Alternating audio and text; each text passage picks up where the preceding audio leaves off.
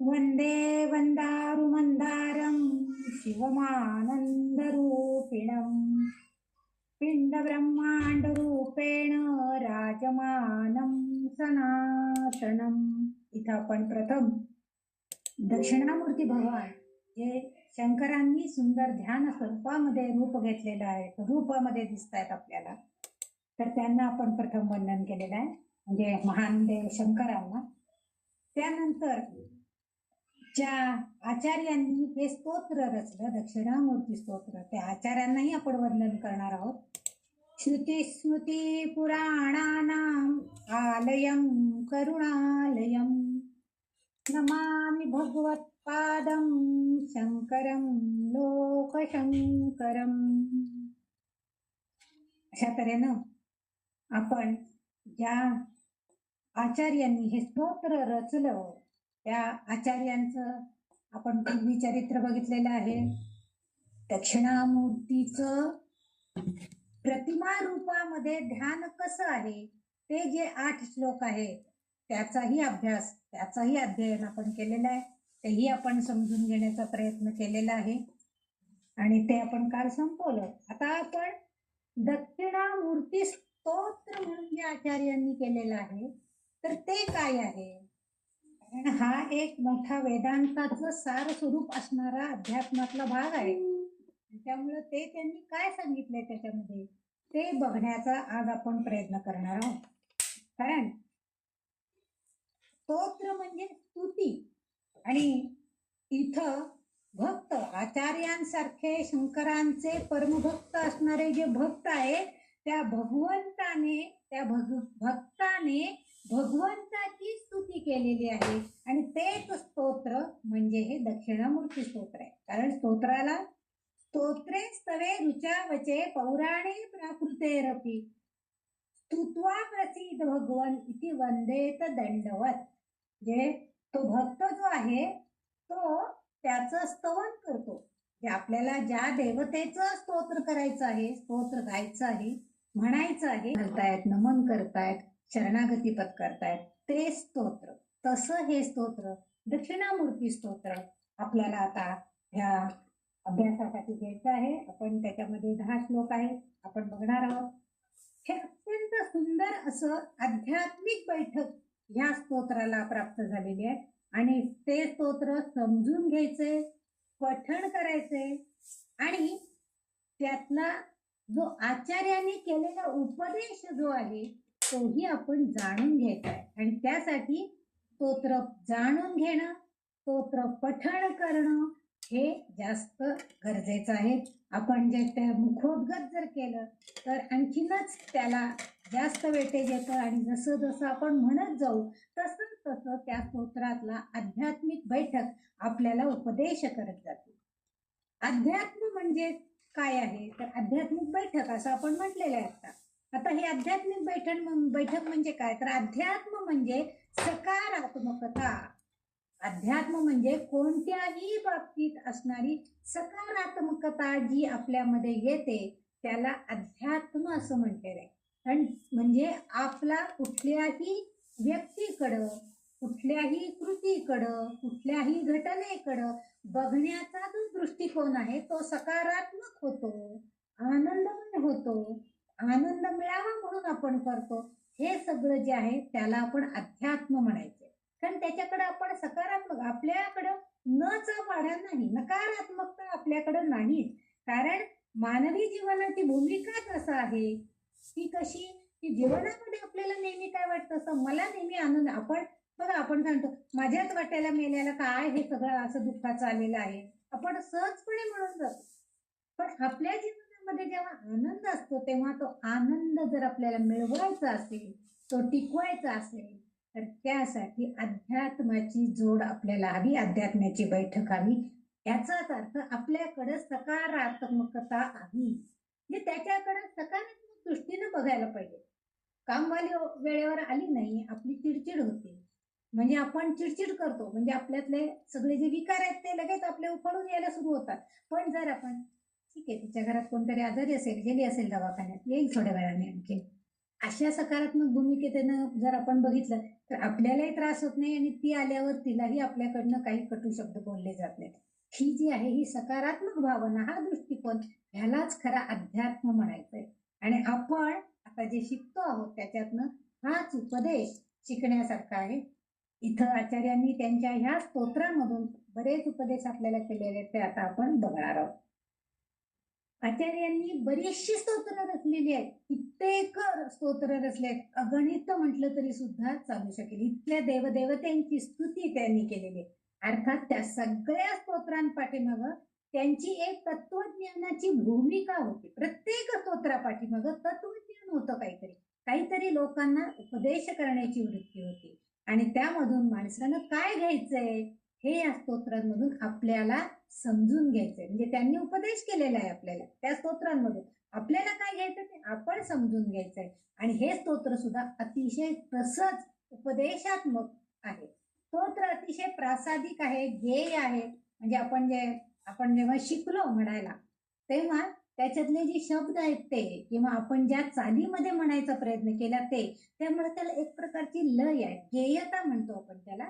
तर गेय आहे. कितीतरी वेळा ते आपण गुणगुणावं, पाठ करावं आणि पाठ करून जर ते त्या लयीमध्ये म्हटलं तर अतिशय आनंद प्राप्त. आपण बघा, आपण एखादाच त्यातला श्लोक सतत गुणगुणत राहावा दिवसभर, आपोआप तो श्लोक पाठ होईल. आणि तो पाठ झालेला श्लोक जर आपण छान आनंदामध्ये म्हटला तर आपल्याला विलक्षण आनंद प्राप्त होतो. कारण त्या स्तोत्रापाठीमाग जी तत्वज्ञान आचार्यांना आपल्याला सांगायचंय ते तत्वज्ञान हळूहळू आपल्या शरीरामध्ये भिनत जातं. कारण आपली भूमिका त्याच्या पाठीमाग तशीच येते. कारण आपण ते पाठ केलेलं असतं, आपण ते छान म्हटलेलं असतं, आपल्या मुखातून ते चांगले उद्गार बाहेर पडलेले आहेत त्या स्तोत्राच्या रूपानं. आणि त्याचा परिणाम निश्चितच आपल्याला चांगलाच घडलेला दिसून येतो. हळूहळू आपल्याला अर्थही त्याचा उलगडत जातो. कारण काय होतं, आपण म्हणताना ते शब्द आपण उच्चारत असतो, मग हळूहळू ते शब्दांचे अर्थ आपल्याला समजू लागतात, आपोआप अर्थ उलगडत जातो. आणि ते समजून घेऊन ते स्तोत्र मुखोद्गत केलं तर त्याचा निश्चितच परिणाम जास्त होणार आहे. कारण माणसाची ईश्वर जाणून घेण्याची जिज्ञासा असते माणसाला. आपण म्हणतो तुम्ही कोणी बघितलंय का देव, असं आपण प्रत्येकाला विचारत असतो. कोणी देव अजून बघितलं नाही. म्हणजे त्या ईश्वराला जाणून घेण्याची जिज्ञासा प्रत्येक मनुष्याला असतं. माणसाला वाटतं की ईश्वर आपल्याला भेटला पाहिजे. म्हणजे जसं विठ्ठल इतर सगळ्यांना कुणाकुणाला म्हणजे नामदेवांना त्यांचा प्रसाद खाण्यासाठी, जेवणासाठी त्यांच्याबरोबर आला, त्यांनी वाढून दिलेला नैवेद्य त्यांनी खाला, तो जसा त्याला भेटला तसा आपल्याला पण भेटावा असं प्रत्येकाला वाटतं. म्हणून संतांनी वेगवेगळ्या भूमिका घेतलेल्या आहेत. प्रत्येक संतांच्या वेगवेगळ्या भूमिकांमधून ईश्वराविषयी त्यांनी दिग्दर्शन करून त्याला कसं आहे ते जाणून घेता येईल ह्याचं सुद्धा मार्गदर्शन केलेलं आहे. त्याचपैकी एक म्हणजे हे आमचे आचार्य आहेत. आणि म्हणून तो खरं तर हे एक प्रकारचं वरदानच आपल्याला लाभलेलं आहे. संतांचे जे हे आपल्याला ईश्वर विषयक माहिती आहे, हे जे मार्गदर्शन आहे, त्या वेगवेगळ्या भूमिका त्यांनी दाखवलेल्या आहेत आपल्यासाठी, तर त्या समजून घेणं हे एक प्रकारचं आपल्याला वरदान ठरते. जसं आणि त्यामुळं आपल्याला या अध्यात्मामध्ये आपण काय करायचंय ते तत्वज्ञान जाणून घेण्याचा प्रयत्न आपल्याला करायचा आहे. जीव, जगत आणि जगदीश. आता ह्या दक्षिणामूर्ती स्तोत्रामध्ये आचार्यांना हेच आधी थोडंसं सांगायचंय. जीव म्हणजे आपण जीवात्मा, आपण त्याला आता साधक म्हणूया. आपल्यासारखे आध्यात्मिक क्षेत्रामध्ये जी साधना करणारे लोक आहेत, त्या शंकर भगवानांना आता सध्या आपण शंकर भगवानांची प्रार्थना करतोय, त्यांची साधना करतोय, त्यांचं नामस्मरण करतोय. तर असे हे लोक, त्याची जीवात्मे आपण. जगत म्हणजे आपल्या भोवती असणारं विश्व. आता त्या दक्षिणामूर्ती स्तोत्राच्या पहिल्याच श्लोकामध्ये विश्वम दर्पण असा शब्द आहे. तो विश्व म्हणजे ते जगत, हे सगळे जगत जे आहे ते. आणि ह्या सगळ्या जगताचा कारभार चालवणारा कोण आहे, तर तो म्हणजे जगदीश. तर हे जीव, जगत आणि जगदीश यामध्ये एकरूप सगळेजण झालेले. म्हणजे जगतामध्ये हा जीवात्मा एकरूप होण्याचा प्रयत्न करतोय आणि जगतात चालवण्याचा कारभार हा जगदीश करतोय. आणि त्या जगदीशामध्ये आपल्या शरीरामध्ये, देहामध्ये असणारा आत्मा एकरूप होण्याचा प्रयत्न करतो आहे. आणि हे जे आहे त्यासाठी आचार्यांच्या या स्तोत्राची रचना झालेली आहे. भगवान यासाठी एक सुंदर उपमा म्हणजे कथा सांगितली जाते की जेव्हा भागवतामध्ये उद्धव आणि श्रीकृष्णाची भेट होते, म्हणजे त्यांचा संवाद आहे उद्धवाचा आणि श्रीकृष्णाचा, तेव्हा उद्धवजी एकदा भगवंतांना विचारतात, का दक्षिणा म्हणजे काय आहे ते सांगाल का मला, का दक्षिणा? तेव्हा भगवान म्हणतात, उद्धवा, दक्षिणा म्हणजे ज्ञान संदेश, असं भगवंतांनी उत्तर दिलेलं आहे. आपण त्याला गुरु दक्षिणा म्हणतो बघा. एखाद्या गुरुला आपण काहीतरी त्यांनी आपल्याला दिलं, ज्ञान दिलेलं आहे. दक्षिणा देणं म्हणजे काय, तर त्याला काहीतरी ज्ञानाचा संदेश दिलेला आहे आणि त्या बदल्यामध्ये आपण गुरुला काहीतरी देतो, आपण त्याला गुरुदक्षिणा म्हणतो. जे त्या गुरुला आपण परत काहीतरी, त्यांनी जे आपल्याला चांगलं दिलेलं आहे, जो संदेश दिलेला आहे, जे तत्वज्ञान आपल्याला शिकवलं आहे, त्या बदल्यामध्ये आपण जे देतो त्याला गुरु दक्षिणा म्हणतात. आणि गुरु जे आपल्याला देतात त्याला ज्ञान संदेश, पण त्यालाच संस्कृत मध्ये दक्षिणा असं भगवंतांनी उल्लेख केलेला आहे. म्हणजे ज्ञान संदेश. आता इथं ज्ञानाचा संदेश देत आहेत, तिथं कशाचा ज्ञानाचा संदेश आहे, तर अज्ञानाची निवृत्ती आणि ज्ञानाची प्राप्ती. कोणता संदेश आहे? अज्ञानाची निवृत्ती, म्हणजे अज्ञान नाहीसा करून टाकायचं आहे आणि ज्ञानाची मात्र प्राप्ती व्हायची आहे, हे या स्तोत्रात आचार्य आपल्याला सांगतायत.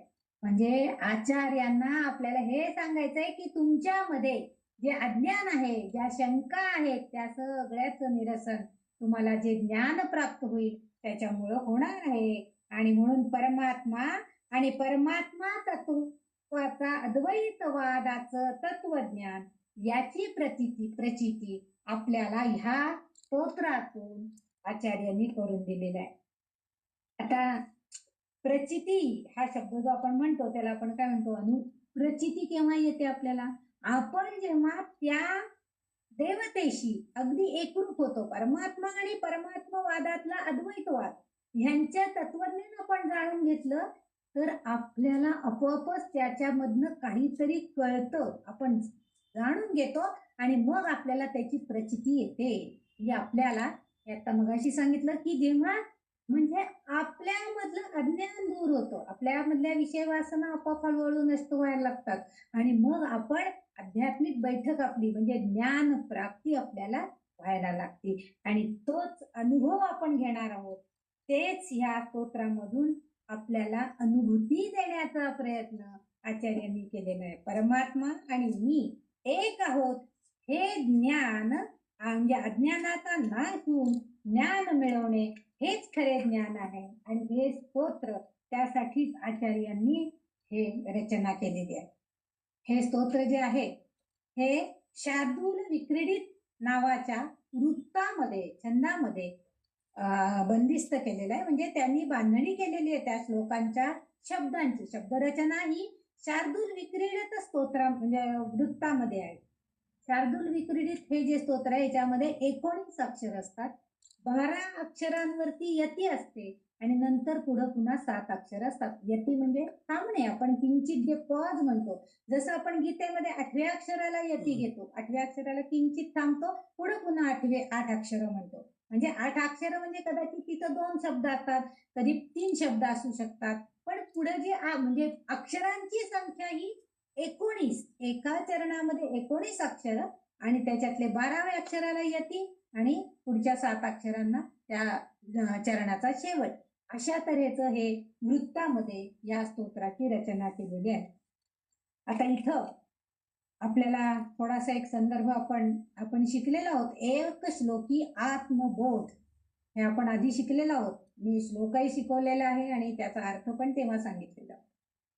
तर तसं एक तरुण जिज्ञासू ज्ञान प्राप्तीची ज्ञानाची लालसा त्याला निर्माण झाली. हे ज्ञान कुठे मिळणार, या नैराश्याच्या पोटी त्याला भ्रमनिराश झालेला होता. आणि तो म्हणजे ह्या स्तोत्राच्या संदर्भामध्ये सुद्धा तशाच प्रकारची म्हणजे गुरु शिष्यांच्या नात्यामधलं हे जे आत्मबोधाचं आपण ऐकलेलं होतं, तसंच ह्या श्लोकाच्या म्हणजे या स्तोत्राच्या बाबतीमध्ये सुद्धा सांगतात की शिष्य कसे असतात, ज्ञान मिळवतात, खूप ज्ञान जिज्ञासेनं सगळं ज्ञान प्राप्त करून घेतात, पण तरीही अजून काहीतरी राहिलंय असं त्यांना वाटत होतं. असा तो शिष्य होता. आणि त्याला थोडंसं की काय मी इतकं शिकलो पण अजूनही मला काही कळत नाहीये, का बरं? अशी एक नैराश्यजनक भावना त्याच्यामध्ये निर्माण झाला. भ्रमनिरास त्याचा व्हायला लागला. चुकतंय आपलं काहीतरी, त्याला भ्रम झाल्यासारखा झाला होता.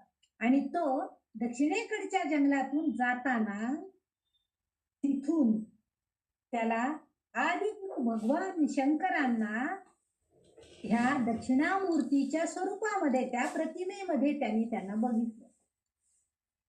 शंकरांना वाटलं की जर समजा आपण आता ह्या इतका जिज्ञासू ज्ञान पिपासू असणारा हा जो आपला भक्त आहे, हा शिष्य आहे, ह्याला आपण आता कोणतंही मार्गदर्शन केलं नाही किंवा काहीही सांगितलं नाही किंवा त्याला जर आपण दिसलो नाही तर ह्याला हा आणखीन भ्रमिष्ट होईल किंवा ह्याला कशावर, ईश्वरावरती त्याचा विश्वास राहणार नाही. आणि म्हणून म्हणजे ईश्वर प्राप्ती व्हावी ही जशी शिष्याची इच्छा होती, तसं त्या ईश्वराची प्राप्ती त्या शिष्याला व्हावी ही त्या ईश्वराची इच्छा होती. आणि म्हणून तिथं दक्षिणामूर्ती सारख्या स्वरूपामध्ये शंकरोती म्हणजे काय, कल्याण करणारे, आपल्या शिष्याचं कल्याण करणं हे तर त्या गुरुचं कामच आहे. आणि ते करण्यासाठी म्हणून शंकरांनी त्या दक्षिणामूर्ती आणि स्वरूपामध्ये त्या प्रतिमेमध्ये त्यांनी वटवृक्षाच्या त्या तळाशी हे मूर्ती स्वरूपामध्ये प्रगट झालेले आहेत. अत्यंत तेजस्वी दैदित्यमान रूप त्यांचं बघायला मिळालं. तसंच ते तरुण आहेत आणि दक्षिणामूर्ती त्या साधकाला तिथं त्या जंगलामध्ये पहिल्यांदा भेटले. दक्षिणेकडे मुख करून बसलेले आहेत आणि तिथं आपल्याला ध्यान श्लोकामधला जो तिसरा श्लोक आपण बघतो, तिसरा का चौथा काहीतरी आहे की वृद्ध शिष्य आणि तरुण युवा, तर तेच स्वरूप त्या शिष्याला, जो शिष्य ज्ञानप्राप्तीची लालसा निर्माण होऊन कुठं मला मिळणार आणखी ज्ञान असं त्याला वाटत होतं, जंगलातून फिरत होता, त्याला ती ज्ञानप्राप्ती तिथं त्या दक्षिणामूर्तींच्या ठिकाणी आल्यावरती ते स्वरूप बघून शंकरांचं स्वरूप सदाशिव त्या स्वरूपामध्ये ते तिथे दिसलेले आहेत आणि तिथं ते आलेले होते.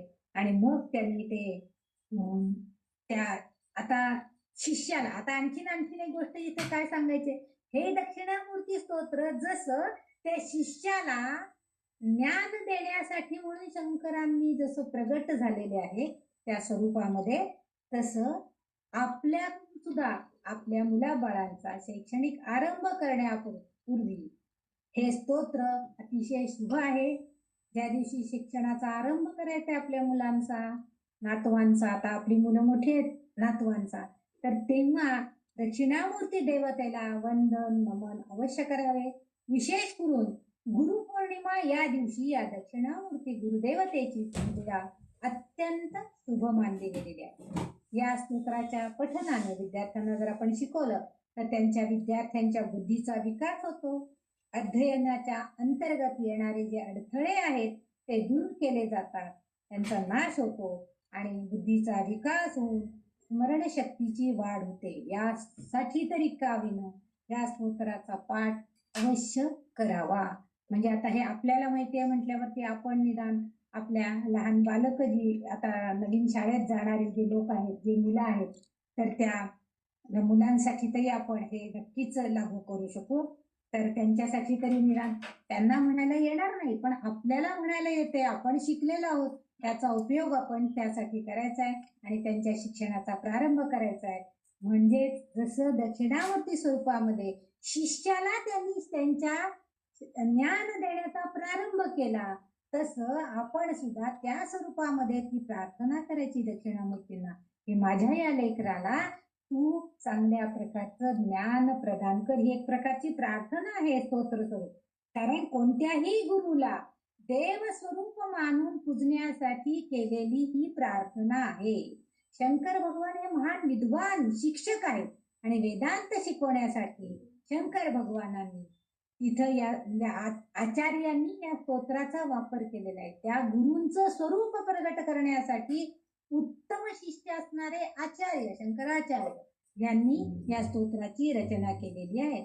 आणि आनंददायी पद्धतीनं आपण साधक शिष्य जर हे स्तोत्र जाणून घेतलं तर नक्कीच त्याचा आपल्या आध्यात्मिक तयारीसाठी सुद्धा आपल्या अभ्यासासाठी सुद्धा चांगलाच फायदा होणार आहे. ह्या स्तोत्रामध्ये 10 श्लोक आहेत आणि आधी सगळे ध्यानाचे 8 श्लोक आपण अभ्यासलेले आहेत. 8 श्लोकांमध्ये ध्यानामध्ये त्याचं फक्त वर्णन आहे आणि ह्या स्तोत्रामध्ये मात्र दक्षिणा ध्यानाच्या श्लोकातून काय होतंय तर आपण मनामध्ये त्या दक्षिणामूर्तींची प्रतिमात्मक रचना म्हणजे एक प्रतिमा आपल्या मनामध्ये तयार करू शकतो. कसे बसलेले आहेत, कसे आहेत आणि चित्र रंगवण्यासाठी आपल्याला त्याची मदत होते. म्हणजे प्रतिमाशास्त्र त्यासाठी ह्या ध्यानाच्या श्लोकाचा उपयोग आहे. हे सर्व श्लोक बरेचसे स्कंद पुराणातून काही विविध शास्त्रांमधून येथे घेतले गेलेले आहेत आणि त्याच्या पुढं आचार्यांनी प्रत्यक्ष दक्षिणामूर्ती स्तोत्राची रचना केली. आता त्या स्तोत्रातल्या रचनेचा म्हणजे त्या स्तोत्रामध्ये असणाऱ्या त्या श्लोकांचं अध्ययन आपण करणार आहोत. आपण आधी शिकलेलो आहोत त्यामुळे हे स्तोत्र म्हणणं हे तुमच्यासाठी आता काय फार अवघड नाहीये. फक्त त्या लयीमध्ये म्हटलं तर त्याची ध्येयता त्याची प्रासादिकता आपल्याला जास्त कळून येईल. एक एक श्लोक मी म्हणेन आधी आणि मग त्याच्यातल्या प्रत्येक शब्दाचा अर्थ आणि त्यातला फार काय उपदेश आहे तोही सांगण्याचा प्रयत्न करणार. पहिला श्लोक असा आहे. विश्वं दर्पण दृश्यमान नगरी तुल्यं निजान्तर्गतम् पश्यन्नात्मनि मायया बहिरिवोद भूतं यथा निद्रया यः साक्षात् कुरुते प्रबोध समये स्वात्मानमेवाद्वयम् तस्मै श्री गुरुमूर्तये नमः इदं श्री दक्षिणामूर्तये तस्मै श्री गुरुमूर्तये नमः इदं श्री दक्षिणामूर्तये.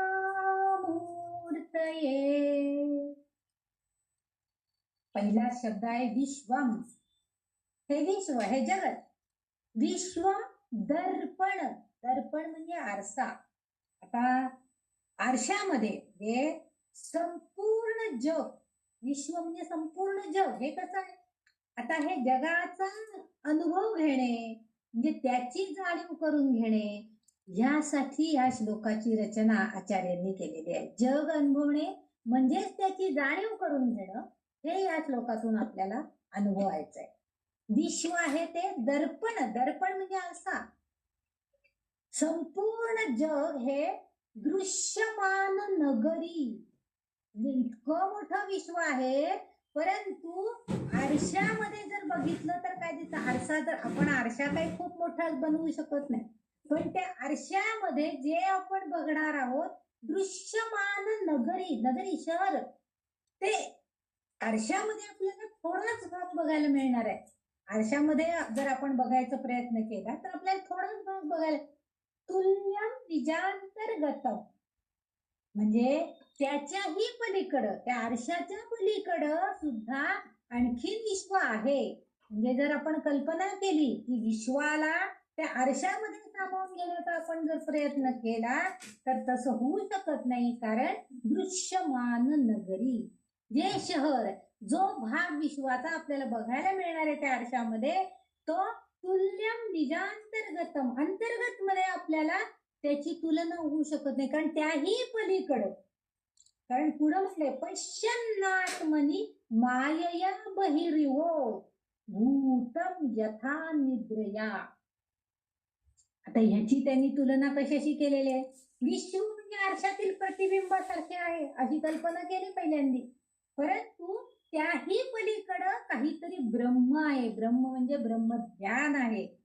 पण ही जी सगळं आहे हे कसं आहे, पश्चिन्नात्मनी मायया, माया स्वरूपामध्ये आहे. म्हणजे एक प्रकारचं स्वप्न स्वरूपामध्ये आपल्याला ते दिसतंय. कारण ह्या माया जी आहे ती स्वप्नासारखी दिसतीये आणि परमात्मा मात्र त्याला साक्षी आहे. कारण तो त्याच्या पलीकडे आहे. त्या विश्वाच्या पलीकडं परमात्म स्वरूप परब्रह्म स्वरूप आहे. आणि आपल्याला जे दिसते तुल्यम निजांतर्गतम, म्हणजे तो आरशामध्ये दिसतं पण ते स्वतः मध्येच असते. कारण आधी काय दिसणार आहे, आरसा जर समोर धरला आपण तर काय दिसणार आहे, आपणच आधी आपल्याला दिसणार आहे. आणि तो आपणामध्ये असणारा परमात्मा आधी आपल्याला त्याच्यामध्ये दिसणार, म्हणजे स्वतःच स्वतःमध्ये बघायचं. आपल्या आतमध्ये असणाऱ्या परमात्म्याची जाणीव आपण करून घ्यायची, अनुभवून घ्यायची. कारण पश्चिन्नात्मनी मायया बहिर्भूत भूतम यथा निद्रया. भूतम म्हणजे मानव प्राणी, जे स्वतः आपण हे जे सगळे जगतामध्ये असणारे मानवी जीव हे काय करतात, यथा निद्रया, निद्रेमध्ये जेव्हा ते झोपतात तेव्हा काय होतं, त्यांना स्वप्न पडतात. आणि ते स्वप्नामध्ये ह्या जगाच्या पलीकडचं बघू, स्वप्नामध्ये आपण काहीही बघू शकतो. बघा, आपल्याला जर स्वप्न पडलं तर कुठेही जाऊन येऊ शकतो स्वप्नामध्ये. पण प्रत्यक्षात जर आपण त्या आरशामध्ये बघितलं तर तिथं काय दिसणार आहे, आधी आपलंच आपल्याला दिसणार आहे, आपणच आपल्याला आधी दिसणार आहोत त्या स्वप्नामध्ये. आणि म्हणून ते म्हणतायत की निद्रावस्थेत जेव्हा स्वप्न दिसते ते पूर्ण पहा आरशासारखे मिथ्या आहे. म्हणजे तो आरसा काय करतो, उलट दाखवतो. बघा, आपल्याला आपण डाव्या बाजूला पदर घेतलेला असतो, आरशामध्ये आपल्याला उजव्या बाजूला आपला पदर असलेला दिसतो. म्हणजे ती जी प्रतिमा आहे ती कशी आहे, मिथ्या आहे, खोटी आहे, म्हणजे ती उलट दिसते. म्हणून भासमान म्हटलेलं आहे त्याला. भास वाटतो आपल्याला, तो भास उलट दिशेनं दिसते, म्हणजे दिसतं आपल्याला त्या दर्पणामध्ये आरशामध्ये, पण कसं आहे, भासमान, उलट दिसते, मिथ्या दिसते. पण जेव्हा आपण परब्रह्म ज्ञान प्राप्त करतो तेव्हा आपल्या लक्षात येते काय, की स्थूल विश्व आपल्याच म्हणजे आपल्यामध्येच आहे, आत्मस्वरूपामध्येच आहे. म्हणजे जेव्हा आपण त्या पलीकडचं ब्रह्मज्ञान प्राप्त करण्याचा प्रयत्न करणार आहोत तेव्हा आपल्याला कळणार आहे की हे आरशामध्ये दिसणारी विश्वाची प्रतिमा ही मिथ्या आहे. दृश्यमान नगरी, जी शहर दिसतंय आपल्याला ते सगळं उलट आहे, भासमान आहे, सगळं खोटं आहे. परंतु जेव्हा त्याच आरशामध्ये आपण आपल्याला बघायला जातो तेव्हा आपणच दिसतो. आणि तेव्हा आपल्याला जाणून घ्यायचंय की माझ्या अंतर्गत आता मला आरसा नकोय ते बघायला, माझं रूप बघायला मला आता आरसा नकोय, तर माझ्या आत्मदर्शन म्हणजे आपली अंतर्गत ओळख करून घेण्यासाठी म्हणून आपल्याला आपण हे ज्ञान प्राप्त करून घ्यायचं. हे सर्व स्थूल असणारं विश्व जे आहे, म्हणजे संपूर्ण विश्वामध्ये असलेल्या सर्व गोष्टी, ज्या घडामोडी घडतात त्या सर्व गोष्टी सगळं भासमान आपल्याला वाटत राहतं. परंतु आपल्या आत्मस्वरूपामध्ये मात्र, आपल्या आतमध्ये मात्र या मिथ्या मायेच्या दृश्यामुळे आतले बाहेर दिसते. म्हणजे आपल्या मनामध्ये आपले विचार येतात की हे किती छान फूल उमललंय बघा, हे आपल्याला दिसतं. म्हणजे आपल्या अंतर्गत ज्ञानामध्ये आपल्याला कळतं की फुलाचं उमलणं झालेलं आहे, त्या सोनचाफ्याच्या फुलाचा वास येतो आहे, हे गंध, स्पर्श, रूप, रस, गंध हे सगळं आपल्याला त्यातून, पण हे सगळं माया आहे, भासमान आहे असं त्यांचं म्हण आहे. मायेच्या दृश्यामुळे आतलं बाहेर दिसतं नगरीसारखं, म्हणजे नगरी दिसते आपल्याला, दृश्यमान नगरी सगळं दिसतंय नगरामधलं आपल्याला, पण हे सगळं भासमान आहे याची जाणीव आपल्याला होते. आणि जेव्हा ज्ञान मिळतं तेव्हा काय होतं, आपली अज्ञानाची निद्रा, यांनी जे यथा निद्रया म्हटलेलं आहे, यथा निद्रया ही आपली अज्ञानाची निद्रा आहे. म्हणजे जेव्हा आपण ज्ञान प्राप्त केलेलं नसतं तेव्हा आपण अज्ञानी असतो, आपल्याला हे काही कळत नसतं. आणि त्या अज्ञानाच्या निद्रेमध्ये आपण जेव्हा असतो तेव्हाच हे भासमान सगळं भासत असतं. पण जेव्हा ज्ञान मिळतं तेव्हा ही आपल्या निद्रेमुळं, कारण आपण निद्रेत असतो, म्हणजे आपल्याला अज्ञान असतं आणि त्यामुळेच आपल्याला काही कळत नाही, आपल्याला ते ज्ञान मिळू शकत नाही. आणि जेव्हा जागृती यस साक्षात कुरुते प्रबोध समये म्हटलंय. आता यस साक्षात म्हणजे प्रत्यक्ष, साक्षात प्रत्यक्ष. प्रबोध समय, प्रबोध समयच का म्हटला, रात्र समय का म्हटलं नाही बरं आचार्यांनी? कारण रात्रीचा अंधकार नष्ट झाल्यावर जसा प्रबोध समय म्हणजे प्रातःकाळ येतो, तसं आपल्या अज्ञान अंधकाराचा नाश झाल्यावरती म्हणजे अज्ञान रात्रीचा नाश झाला आणि आपल्या ज्ञानाचा उजेड निर्माण होतो, प्रबोध समय येतो, तेव्हा काय होतंय? स्वात्मा नमे वाद्वयम, म्हणजे आपण त्याच्यातनं जागे होतो, म्हणजे आपलं अज्ञान नाहीसं होतं आणि आपण त्या थोडस जागृत अवस्थेमध्ये. आता जागृत अवस्थेमध्ये आल्यावर काय होतं? आता स्पष्टपणे आपल्याला ते अनुभवता येतं, आपल्याला लगेच कळतं की आपल्या समोर एक सुंदर असं घडीव रेखीव अशी एक मूर्ती आहे, ती छान सजवलेली आहे, छान कपडे दागिने अलंकार घातलेले आहेत, हे आपल्याला दृश्यमान दिसतं. पण हे केव्हा होणार आहे? जेव्हा आपला अज्ञान अंधकार जाऊन प्रबोध समय, जागे होण्याचा काळ येईल, म्हणजे आपल्याला ज्ञान मिळेल, तेव्हा आपण हे जागृतीच्या समयी या मायेचं जे राज्य चाललेलं आहे, माया ही सगळी, ते सगळं नष्ट होईल. आणि ती माया नष्ट झाली की खऱ्या स्वरूपाचं, आत्मस्वरूपाचं, की माझ्या अंतरंगात सुद्धा परमात्मा आहे आणि ते सदैव ते सद्गुरु, ते गुरु माझ्या अंतरंगात सुद्धा माझ्या आत्म्यामध्ये परमात्म स्वरूपानं वसलेले आहेत, ह्याची जाणीव होईल. तेव्हा आपण काय म्हणूया? तस्मै श्री गुरुमूर्तये नमैदम श्री दक्षिणामूर्तये. आणि तेव्हा आपल्याला जाणीव होईल की तसे सद्गुरु दक्षिणामूर्तींसारखे असणारे ज्ञानी गुरु माझ्या अंतरंगामध्ये आहेत आणि त्यांना मी सदैव नमस्कार करतोय. तस नम इदम, मी सुरू करतोय, मी नमस्कार करतोय.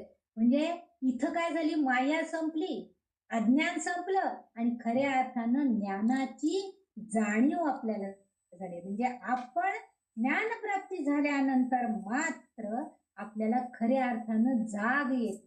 कशाची? की आपल्याला ज्ञानप्राप्ती झाली आहे, आपल्या अंतरंगामध्ये आत्मा म्हणजे परमात्मा आहे, हे गुरु आहे, ह्याची जाणीव होते. म्हणजे सांसारिक बंधनातून सुद्धा जीवनातून बाहेर पडण्याचा आपल्याला प्रयत्न करायचा आहे. आणि आता ह्या आपल्या म्हणजे आपण जे ज्येष्ठ नागरिक म्हणूया किंवा म्हणजे उत्तर आयुष्यामध्ये आपल्याला काय करायचंय? आता या संसारिक बंधनातून बाहेर पडण्याचा प्रयत्न करायचा आहे. म्हणजे तुम्ही जे काही जेव्हा अनुभवता तेव्हा फक्त स्वतःसाठी असतं, दुसरं काहीही नसतं तेव्हा. आणि ही अनुभूती जेव्हा आपल्याला मिळते, ही कोण देतं आपल्याला? ही चेतना शक्ती आपल्याला ही अनुभूती देते.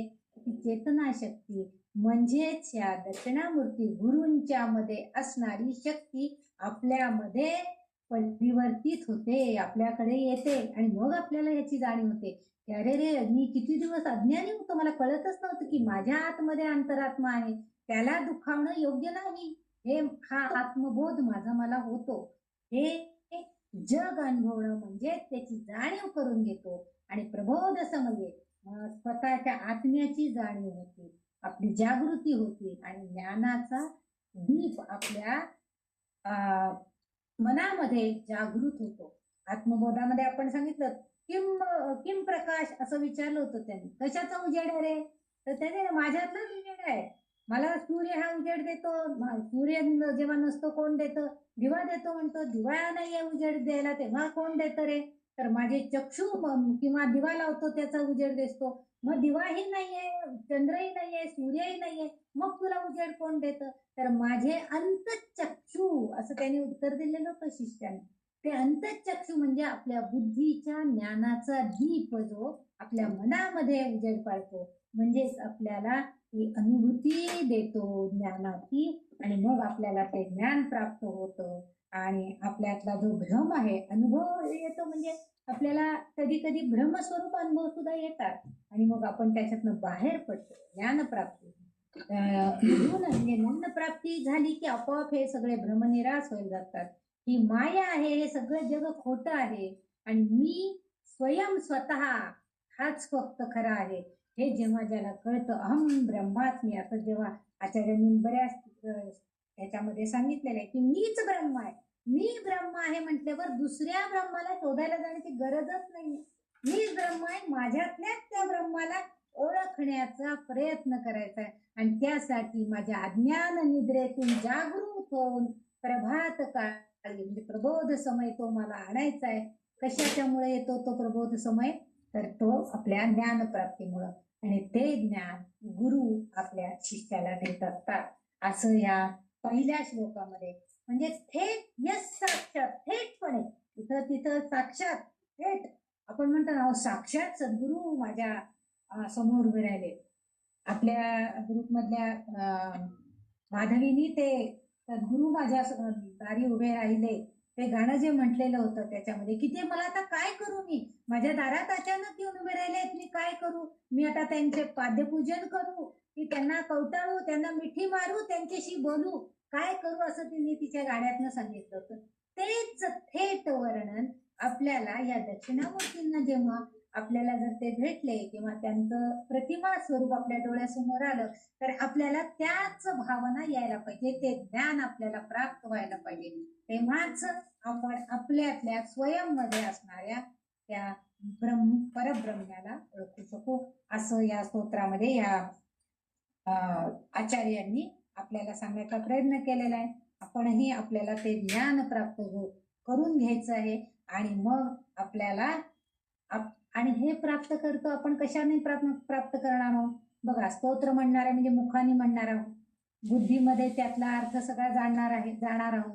त्यासाठी आपल्याला हाताने पानं उलगडून किंवा लिहून घ्यावं लागणार आहे.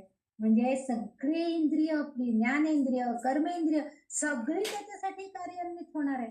त्या योगानं आपल्या आपोआपच आपले जे विषय वासना आहेत त्याही सगळ्या नाहीशा होणार आहे. आणि ह्या सगळ्या झाल्यावरच आपल्याला खरं ज्ञान प्राप्त होणार आहे. म्हणजेच माया सगळी नष्ट होऊन खऱ्या ज्ञानाचा उजेड आपल्याला मिळणार आहे. हेच या श्लोकातून आचार्यांनी आपल्याला कळकळीनं सांगितले. आपणही सगळ्यांनी तेच प्रयत्न करायचा आहे समजून घेण्याचा. असं हे जे झालं तर आणखीन एक गोष्ट आपल्याला इथं सांगायचं आहे. दुसरा श्लोक आहे.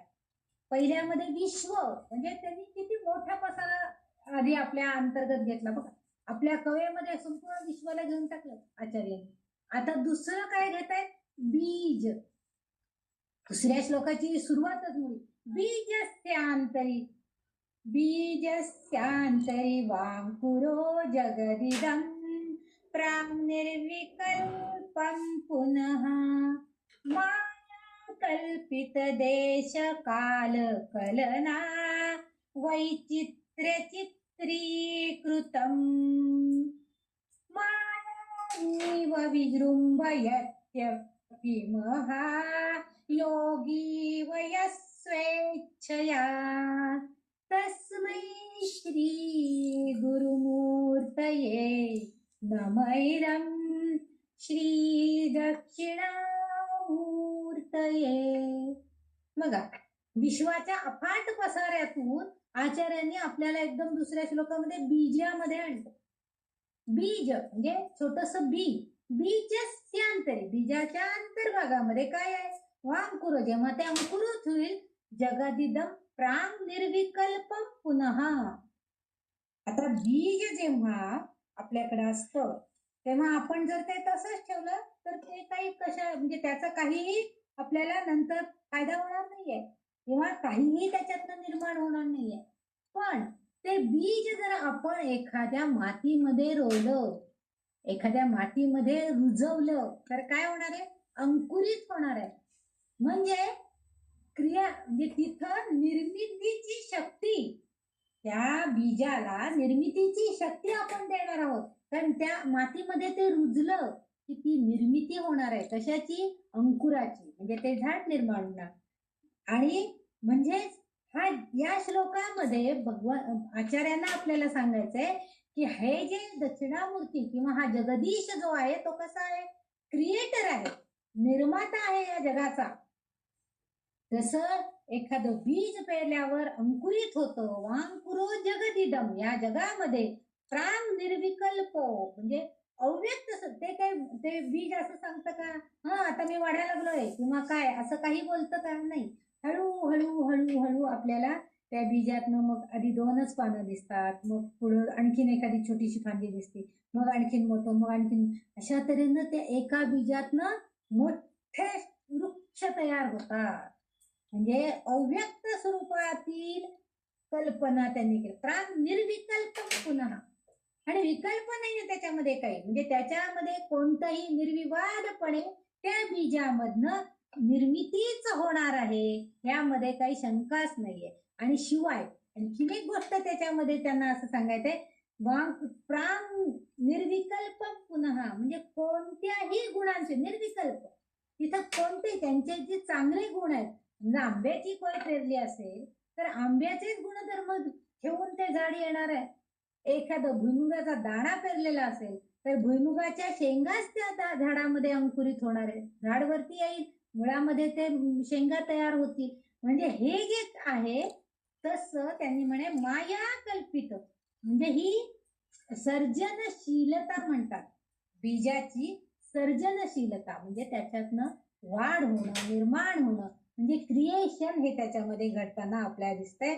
मग ह्या कृतीला आपण बीज पेरलं ठीक आहे, पण प्रत्यक्षात ते जे बी आहे त्यातून ते झाड उगवण्याची क्रिया करणारा कोण आहे माहिती आहे आपल्याला? नाही. मोठी मोठी झाडं जेव्हा निर्माण होतात, वडाच्या झाडाचं बी कधी सापडलंय कुणाला? नाही. पण वडाचं झाड मात्र बऱ्याच ठिकाणी उगवलेलं दिसतं. म्हणजे त्या बीला अंकुरित करणारा हा क्रिएटर, हा जगदीश कोण आहे, त्याला निर्माण करणारा, ह्याचं ज्ञान आपल्याला करून घ्यायचं आहे. म्हणजे काय तर खऱ्या ह्याचाच अर्थ काय आहे, जर त्या बीजामधनं छान वृक्ष तयार झाला, त्याला छान फळं आली, फुलाचं झाड असेल तर फुलं येतील, फळाचं झाड असेल तर फळं येतील, म्हणजेच त्याच्यामधनं आपल्याला आनंद मिळणार आहे, सुख मिळणार आहे. समजा एखादं पारिजातकाची बिया मिळतात, पारिजातकाचं झाड बी रुजतं, सहसा फांदी आणून आपण लावतो पण बी असतं त्याच्यामध्ये, त्या बीजातनं ते जर झाड अंकुरित झालेलं असेल आणि पारिजातकाला सुंदर फुलं आली तर त्या सुवासानं आपण मोहित होतो, म्हणजे तो आनंद आपण प्राप्त करतो. आणि त्या म्हणजेच आपल्याला सुख देणारा, ते निर्माण करणारा कोण आहे तर ते जगदीश आहे, तो भगवंत आहे, हे आपल्याला ज्ञान करून घ्यायचे. म्हणजे जगतातील खऱ्या सुखाचा आपल्याला शोध घ्यायचा आहे, जगामध्ये असणारं ज्ञान आपण प्राप्त करून घ्यायचं आहे. आणि यासाठी आपल्याला ह्या जगाचा निर्माता कोण आहे हे आधी आपल्याला समजून घ्यायचं. म्हणजेच हा भगवंत आहे. आपल्याला माहिती आता की भगवंताशिवाय कोणी, झाडाचं पान हलायचं असेल तरी सुद्धा भगवंताशिवाय पान हलणार नाही, नाहीच वारा येणार. आपण गरमीमध्ये आपण अनुभवतोय, घरात सुद्धा बाहेर वारा नसतो, कडक उन्हाचा ताप असतो, पण वारा आला की आपण म्हणतो हा काय छान म्हटलं, वाऱ्याची झुळूक आली. म्हणजेच हे सुख देणारा कोण आहे तर हाच परमेश्वर आहे. म्हणजे बीज घेतले तर त्याच्यामध्ये अव्यक्त, म्हणजे त्या बीजामध्ये काय आहे, अव्यक्त स्वरूपामध्ये आपल्याला दिसत नाही. एवढ्याशा बी मध्ये आपल्याला एवढं मोठं झाड दिसतं का? कधी आधी दिसतं का? नाही. बी जेव्हा आपण रुजवू मग तो क्रिएटर, म्हणजे मग आपण, म्हणजे आता म्हणजे आपण झाड लावलेलं असेल तर आपण काळजी घेतो, जराशी खत टाकतो, जरा पाणी घालतो, फार ऊन लागत असलं तर एखादं झाकण त्याच्यावरती काहीतरी करतो, कव्हर घालतो, की नको छोटं रोप आहे अजून मरून जाईल एवढ्या उन्हानं, ही सगळी काळजी आपण घेतो. अहो तो परमेश्वर सुद्धा आपल्यासारख्या लोकांची, म्हणजे आपल्यासारख्या साधकांची सुद्धा अशीच काळजी घेत असतो. तो सुद्धा म्हणतो अरे माझ्या भक्ताला त्रास व्हायला नको, त्यामुळं तेवढंच थोडस उन्हाचं, खूप अगदी तापलेल्या रणरणच्या उन्हामध्ये एखादा काळा ढग येतो आणि त्या आपण जिथून चाललेलो आहे तिथं सावली देतो, किंवा जवळच एखादं आपल्याला झाड सावलीसारखं दिसतं, सावली देणारं दिसतं, मग आपण त्या झाडाच्या सावलीमध्ये गारव्याचा अनुभव घेतो. हे सगळं जे आहे हे कोण करतं तर हा क्रिएटर, हा जगदीश, हा भगवंत करतो. म्हणजे अंकुर अव्यक्त स्वरूपामध्ये बीजामध्ये जसं झाड आहे, त्यांनी हे जे बीजस्य अंतरी, बीजाच्या अंतरंगामध्ये जे अंकुरित होणारं आपल्याला झाड दिसतं ते अव्यक्त स्वरूपामध्ये आहे. खरं म्हणजे ते त्या बीजामध्ये आपल्याला त्याच्या फांद्या किंवा फुलं, फळं वगैरे काहीही दिसत नाही, ते स्वरूप आपल्याला त्याच्यात बघायला मिळत नाही.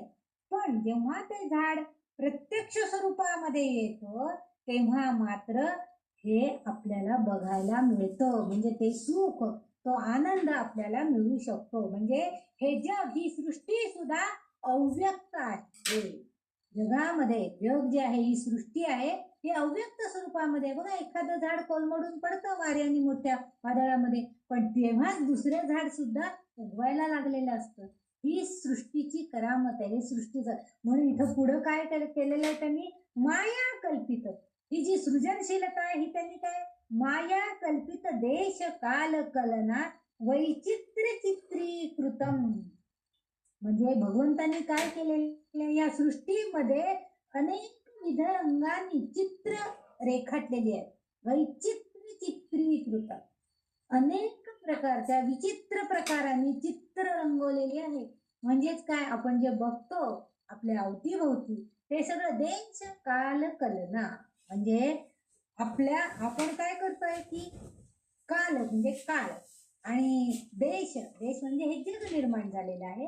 या देशामध्ये, या जगा म्हणजे आता आपण आपल्या पुरतच बघूया ना. आपण ज्या जगामध्ये आहोत, म्हणजे ज्या देशामध्ये आहोत, त्या देशामध्ये काय आहे?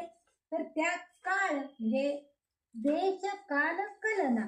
कलयन म्हणजे उदयास येतं, म्हणजे वेळ. या अवकाशामध्ये, या सृष्टीमध्ये हे सगळं निर्माण होत आहे. वैचित्र्य चित्र अनेक रंगांनी रंगवलं जात आहे. आपण बघतो झाडांचा रंग पहिल्यांदा कधी कधी पोपटी दिसतो, मग नंतर गर्द हिरवं दिसतं. कैरी लागली तर ती हिरवी असते, नंतर तो पिकलेला आंबा मग तो केशरी झालेला आपल्याला दिसतो. म्हणजे विचित्र, म्हणजे चित्र विचित्र रंगांनी ही सृष्टी रंगलेली आहे. काही झाडांना निळ्या रंगाची फुलं येतात, काही झाडांना पांढरी, गुलाबी, हिरवी.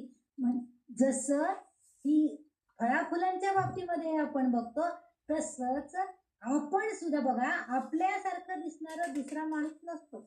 प्रत्येक व्यक्तीचं रंगरूप वेगळं आहे, एकासारखं दुसरं बघावयाला मिळत नाही. म्हणजे सृष्टीची निर्मिती जेव्हा होते, ही जी कल्पित माया आहे, सृजनशीलता ही जी भगवंताची आहे, ही जी प्रक्षेपित झालेली आपल्याला जी दिसते डोळ्यांना, ही माया आपल्या डोळ्यांना दिसते, डोळ्यामार्फत आपण हे सगळं ग्रहण करतोय. पण ही जी दृष्टीने आपल्याला दिसतंय ते अनेक विध रंगांनी रंगलेलं आहे. आणि परंतु सृष्टी निर्माण होण्यापूर्वी मात्र, तेव्हा सृष्टी निर्माण झालेली नव्हती. आपल्याला बऱ्याच कथांमध्ये आपण सांगितलेलं होतं की जेव्हा सृष्टीचा प्रलय झाला तेव्हा फक्त आणि फक्त शंकर आणि पार्वती हेच दोघे तिथं स्वरूपामध्ये राहिलेले होते. म्हणजे संबंध प्रलय काळानंतर. आणि मग ब्रह्मदेवांनी त्यांना आज्ञा केली की काहीतरी सृष्टीची निर्मिती आता परत करायला पाहिजे. मग परत सृष्टी निर्मितीचं कार्य झालं. मग आधी जलचर प्राणी, मग भूचर प्राणी, मग अनेक प्राणी वगैरे, म्हणजे उत्क्रांतीचं जे घटना घडलेल्या आहेत, उत्क्रांतीवाद. मग मानव, माकडाचा मानव झाला वगैरे, असं ते आपण सगळं ऐकतो, आपल्याला सगळं पूर्वीपासून माहिती आहे. तर ते जे आहे ते काय आहे? हे सगळं माया स्वरूप आहे. या सृष्टीचं जेव्हा निर्मिती होऊ लागली तेव्हा वेगवेगळ्या कल्पना हळूहळू हळूहळू चित्रकार जसं आपल्या चित्रामध्ये रंग भरत असतो, तसं ह्या सृष्टीमध्ये या भगवंतांनी विविध तऱ्हेचे प्राणी, पक्षी, झाड, वेली, मानव देह हे सगळं, पर्वत रांगा, अनेक नद्या, प्रत्येक नद्यांचं पाणी वेगळं, विहिरी, नाले, तलाव, म्हणजे जे जे सृष्टीमध्ये निर्मित झालेलं आहे, सृष्टीमध्ये जे आहे ते सगळं आपल्याला दृश्य स्वरूपामध्ये आपल्याला आता बघायला मिळायला आहे. आता दृश्य स्वरूपामध्ये हे जेव्हा आपण बघतो तेव्हा त्याला आपण म्हणतो पृथ्वी. म्हणजे ही जी पृथ्वी आहे ही मायेच्या प्रभावामुळं आता दृश्य होऊ लागलेले. कारण भगवंताने काय केलं? तिला चित्र रंगामध्ये रंगवून टाकलं.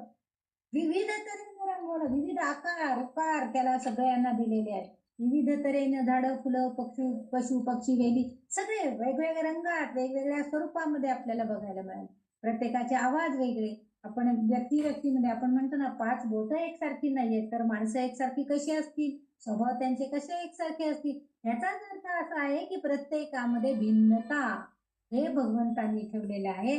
आणि हे आपल्याला मायेच्या स्वरूपामुळे आपल्याला देश काल, म्हणजे तिथं भगवंत जसा जादूगार भगवंतांनी इथे माय वीव विजृंभ यत्यपि महा योगी यत्वेच्छया. इथं फार सुंदर कल्पना आचार्यांनी केलेली. आचार्यांच्या त्या कल्पना शक्तीचं खरोखरच म्हणजे कौतुकच करायला पाहिजे. एवढ्या लहान वयामध्ये आणि अवघ्या 32 वर्षाच्या आयुष्यामध्ये त्यांचं सगळं हे सगळा अभ्यास, हे सगळे स्तोत्र गाणं, हे सगळं भाष्य करणं, हे सगळं करून 32व्या वर्षी आयुष्य संपून बिचारे गेले सुद्धा. पण त्या कालामध्ये त्यांनी अचाट कल्पनाशक्ती लढवलेली आहे. त्यांनी काय म्हणतायत मायावीव म्हणजे या एखादा जादूगार म्हणजे आपण जादूचे प्रयोग जेव्हा बघायला जातो तेव्हा ते एकमेकामध्ये दोन भांडी भेंडी घालतात आणि मग त्याच्यातून एकदम एखादं झाड म्हणजे फुलांचा गुच्छ येतो, त्या पेटीमध्ये हात घालतात, पेढे काढून दाखवतात.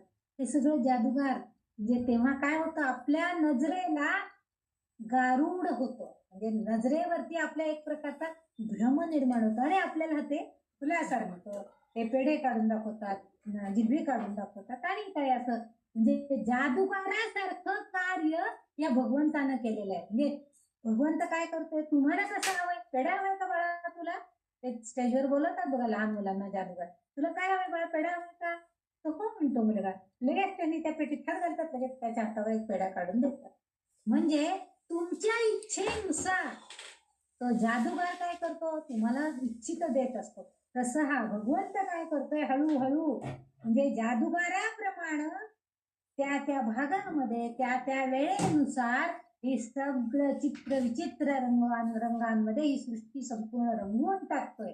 कसं आणि गारुडी जसा भासमान वस्तू निर्माण करतो आणि मायेनं रचलेल्या या विविध कल्पना त्याच्यामध्ये उतरवतो. म्हणजे विविध कल्पना असतात. आता कुत्र्याचा आवाज भॉ भॉ असणार, मांजरीचा आवाज म्याव म्याव असणार. ही कल्पना भगवंताचीच आहे ना, त्याशिवाय त्या पशुमध्ये असे आवाज येणार आहेत का? म्हणजे त्याच्या कल्पनेनुसार तो ते सगळं रंगवतो.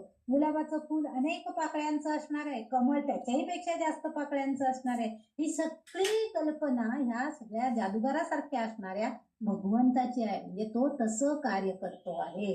मायावी व विजृंभ यत्यपि महा योगी व यत्सेच्छया. महायोग आता इथं आणखीन आचार्य आपल्याला सांगतायत महायोगी. महायोगी म्हणजे जो स्वतःच्या इच्छा असामान्य शक्ती आणि क्षमतांनी संपन्न असतो, असं त्याला आपण महायोगी असं म्हणतो. म्हणजे स्वतःची कल्पना शक्ती, स्वतःची ताकद, स्वतःची क्षमता ही सगळी तो त्या स्वतःच्या इच्छेवरती करत असतो. आपल्याला माहिती आहे आपल्या शंकराचार्यांनी सुद्धा आपले गुरु त्यांचे ह्याला तपश्चर्येला बसलेले होते आणि नर्मदा नदीला पूर आला तर त्या पुराचं पाणी आत जाऊ नये म्हणून ते दाराशी थांबले आणि नर्मदेला प्रार्थना केली.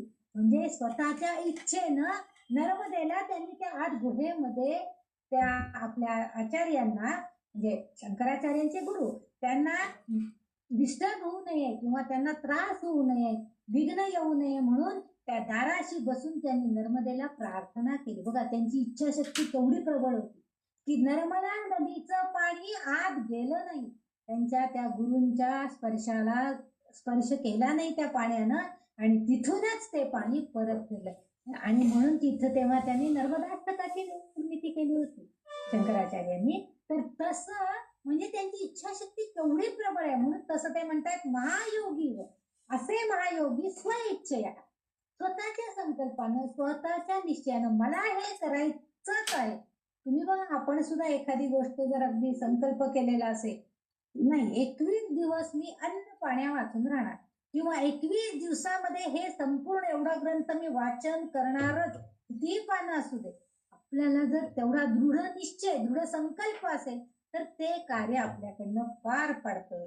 आणि त्यावेळेस काय होतं, आपोआपच आपला संकल्प आपली इच्छाशक्ती त्याला आधार देते. आपली इच्छाशक्ती जी आहे त्याला आपल्या अंतर्गत असणारे हे जे योगी स्वरूपात असणारे परमात्मा आहे ते काय करतात, आपल्याला सुद्धा सहाय्य करतात.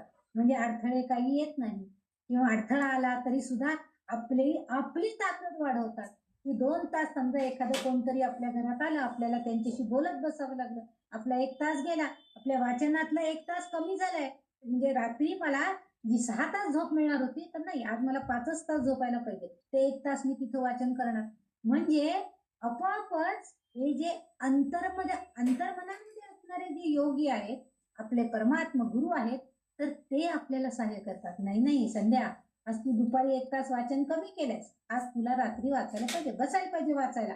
आणि तेवढी शक्ती आपल्याला प्रदान करतात. म्हणजे आपली इच्छाशक्ती तिथं आपोआप वाढीस लागते. त्यासाठी आपल्याला दृढ संकल्प मात्र हवा. मायावीव विजृंभ यत्यपि महा म्हणजे महान, खरंच असा महान आपल्याला संकल्प करायला पाहिजे. मोठा संकल्प जर आपण केला तर निदान त्यातला आपण सामान्य साधक आहोत. म्हणून आपण एवढं तरी करू शकतो, महान संकल्प करूया, छोटासा तरी निदान त्याच्यातला आपल्यासाठी कार्यान्वित होईल, आपली इच्छाशक्ती तेवढी वाढीस लागेल, असं सद्गुरूंना आपल्या इथं वाटतंय. इथं हा विजृंभ हा जो एक शब्द आलेला आहे, विजृंभ म्हणजे जांभई येणे असा अर्थ आहे. आता जांभई येणे म्हणजे काय, तर आपण म्हणतो की आळस असं आपल्याला वाटत असतं, पण ह्याचा अर्थ इथं तसा नाहीये. इथं जांभई याचा अर्थ आपण जे संपादन केलेलं ज्ञान आहे, तर ते ज्ञान आता थोडस विचार करण्या इतपत आपल्यामध्ये आलेलं आहे, आणि आता त्याच्यावर आपल्याला विचार करायचा आहे.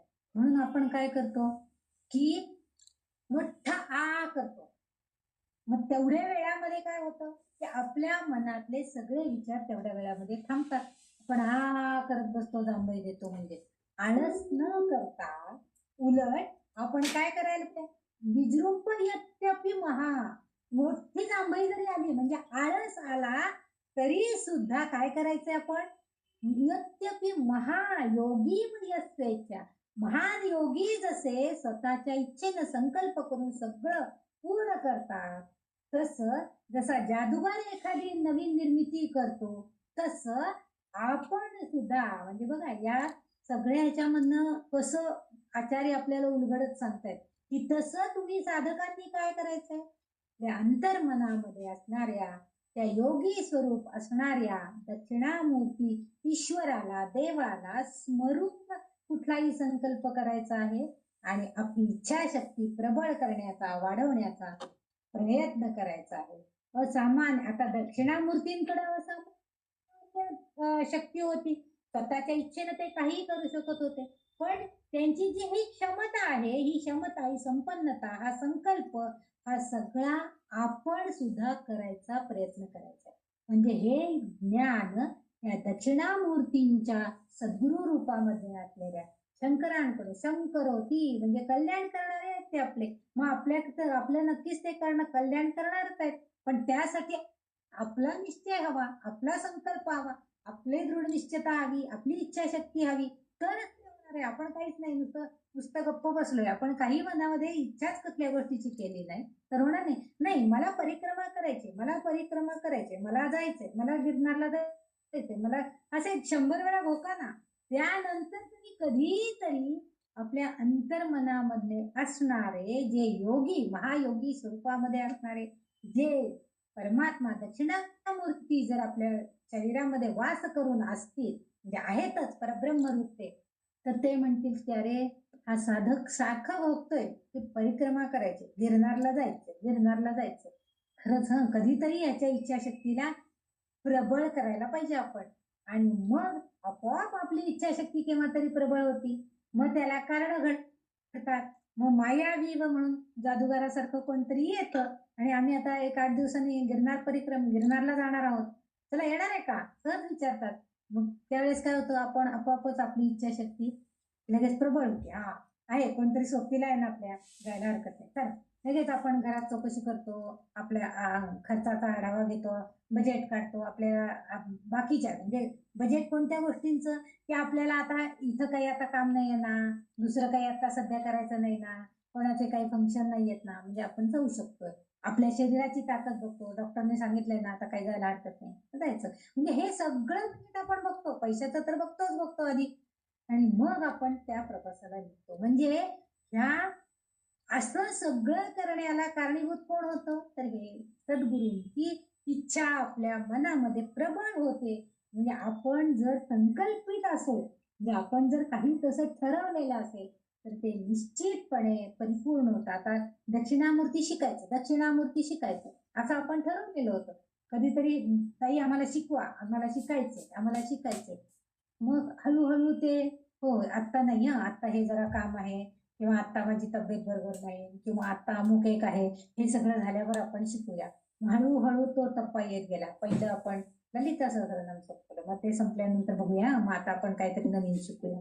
मग त्यावेळेस आपल्याला म्हणजे ही इच्छाशक्ती प्रबळ होण्याला सुद्धा कोण कारणीभूत असतं, तर आपल्या अंतर्मनामध्ये असणारा परमात्मा आपल्याला सांगतो नाही. आणि मग ही माझी पण इच्छा होती की चला आधी आपण अभ्यास करूया, मग इतरांना आपल्याला सांगता येईल.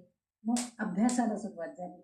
मग हळूहळू वाचन, मग ते आधी शिकणं. स्तोत्र म्हणजे आधी शिकायला पाहिजे, म्हणायला यायला पाहिजे, त्यातले शब्द उच्चारण व्यवस्थित व्हायला पाहिजे. एक एक मंत्रासारखे स्तोत्र श्लोक आहेत. मग हे सगळं होत राहतं. तसं इथं आपल्याला आचार्य हे सांगतायत की माया विजृंभयत्यपि महायोगी व यस्वेच्छया. जे असताच जो यश म्हणजे जो स्वतःच्या इच्छेच्या स्वतःच्या इच्छा असामान्य शक्तीच्या द्वारे प्रक्षेपित करतात आणि स्वतःची क्षमता ओळखून त्याला संपन्नता देण्याचा प्रयत्न करतात, त्याच्या आधी संकल्प करतात आणि ह्यासाठी सहाय्यभूत आपल्याला परमात्मा होत असतो. आणि तशा तस्मै श्री तसे माझे जे गुरुजी आहेत, गुरुमूर्ती आहेत म्हणजे दक्षिणामूर्ती, त्यांना माझा नमस्कार, असं दुसऱ्या श्लोकामध्ये आचार्य आपल्याला सांगतायत. म्हणजे निर्मितीपूर्वी आता मी जो अर्थ लिहून ठेवलाय तोही एकदा तुमच्या कानावरनं घालतीये, वाचून दाखवते आता. मात्र निर्मितीपूर्वी जग अभेद्य होते, पण ज्याप्रमाणे बीजातून अंकुर येतो त्याचप्रमाणे जग निर्माण झाले. काळ आणि अवकाश निर्माण करून हे जग अनेक रंगांनी तो रंगवितो. हे कसं घडलं, तर ईश्वराच्या सर्जनशीलतेच्या क्षमतेने जग प्रक्षेपित केलं गेलं. जादूगाराप्रमाणे हे सर्व दक्षिणामूर्तींनी स्वतःच्या संकल्पाप्रमाणे इच्छेने विश्वाचा विस्तार केला. मग मी सांगितलं की शंकराने पार्वतींनीच स्वतः प्रलय काळानंतर या जगाची निर्मिती प्रलय काळानंतर केलेली होती.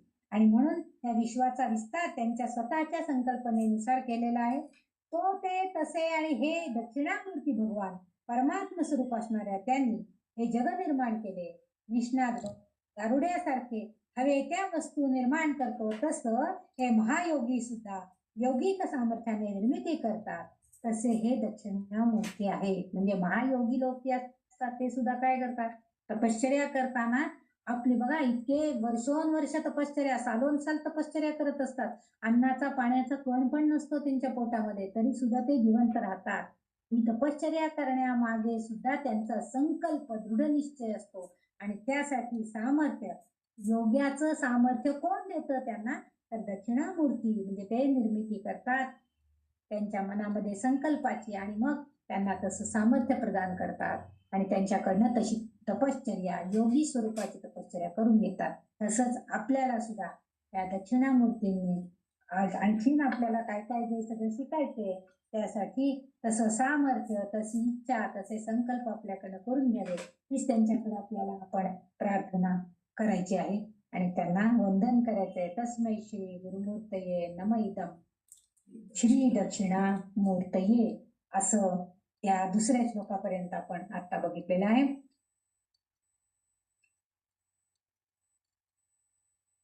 आता इथं आणखीन एक उल्लेख राहिला की हे जग निर्माण करताना महायोगी, आता इथं महायोगी हा जो शब्द वापरलेला आहे, महायोगी म्हणजे योगी पुरुष असा तर अर्थ होतच होतो, पण विश्वामित्र असा एक उल्लेख इथं अभिप्रेत आहे. म्हणजे विश्वामित्रांनी दुसरी सृष्टी निर्माण केली होती अशी एक कल्पना आहे. त्यांनी म्हणले हा, तर त्यांनी सांगितलं की तू बघ काय म्हणतोयस तू, मी स्वतः दुसरी सृष्टी निर्माण करून दाखवते ना. त्रिशंकू पृथ्वी निर्माण केली आणि आपल्या इच्छाशक्ती, ज्ञानशक्ती आणि क्रियाशक्तीचा वापर करून हे सगळं त्यांनी केलेलं होतं. बघा त्यांची इच्छाशक्ती की दुसरी पृथ्वी निर्माण, म्हणजे दुसरी सृष्टी निर्माण करायची. आपली इच्छाशक्ती त्यांनी बळावली तेवढी. विश्वामित्रांसारखे ऋषी, महान ऋषी, त्यांनी आपली शक्ती इतकी बळावली की सृष्टीची सुद्धा निर्मिती करण्याचा प्रयत्न केला. परंतु आपली ज्ञानशक्ती पणाला लावली, आपली क्रियाशक्ती पणाला लावली आणि इच्छाशक्ती तर होतीच. आणि या सगळ्याचं मिलन करून त्यांनी नवीन सृष्टी निर्मिती केली. पण ती सृष्टी जी झाली ती त्रिशंकू पृथ्वी झाली. म्हणजे अधांतरी तरंगायला लागली पृथ्वी. आणि मग म्हणून त्यांनी ते पुढची कथा आपण ऐकलेल्या आहात सगळ्यांनी.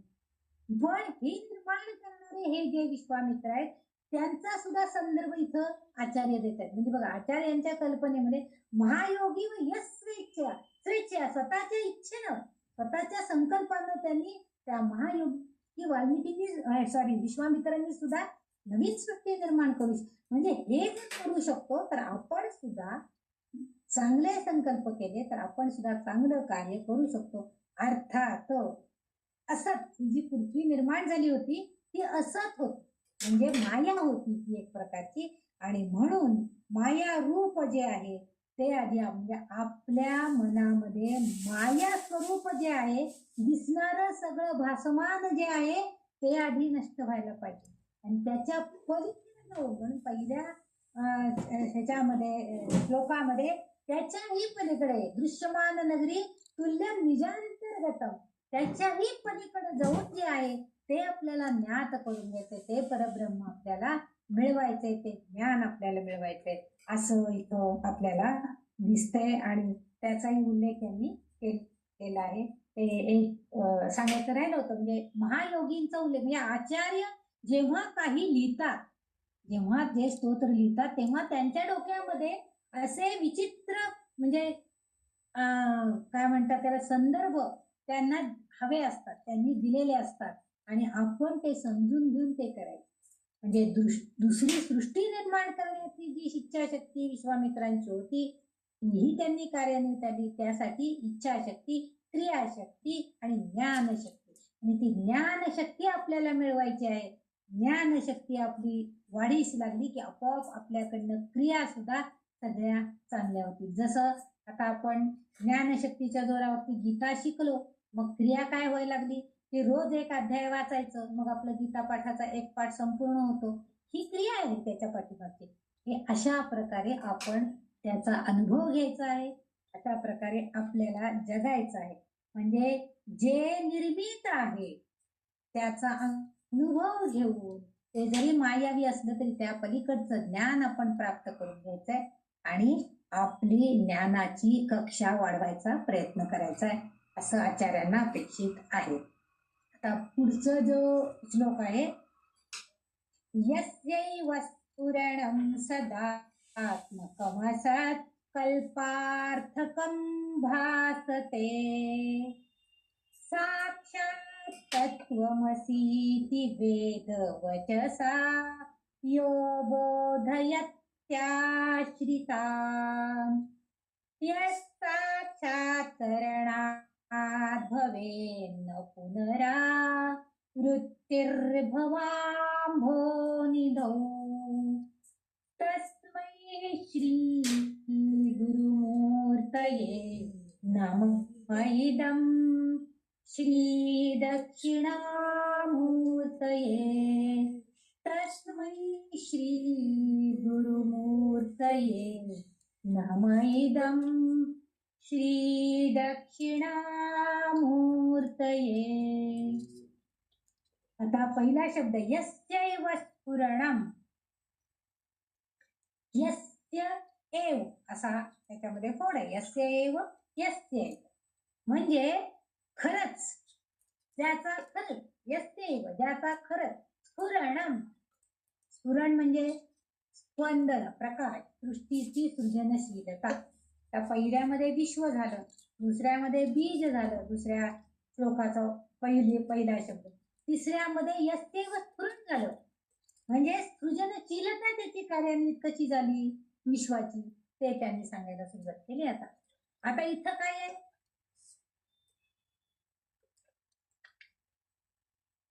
यस्यैव स्फुरणं सदात्मकमसत् कल्पार्थकं भासते. आता पहिल्याच ओळी म्हणजे पहिल्या शब्दाला त्यांनी सांगितलं यस्यैव, हो ज्याचं हे खरंच आहे. काय आहे? स्फुरणम, प्रकाश, स्पंदन, ही सगळी सृष्टीची सृजनशीलता आता इथं दिसायला लागली. पुढे ते म्हणताय सदात्मक, कायम स्वरूपानं दिसायला लागलेले. कारण काय, वास्तविक हे सत्य आहे.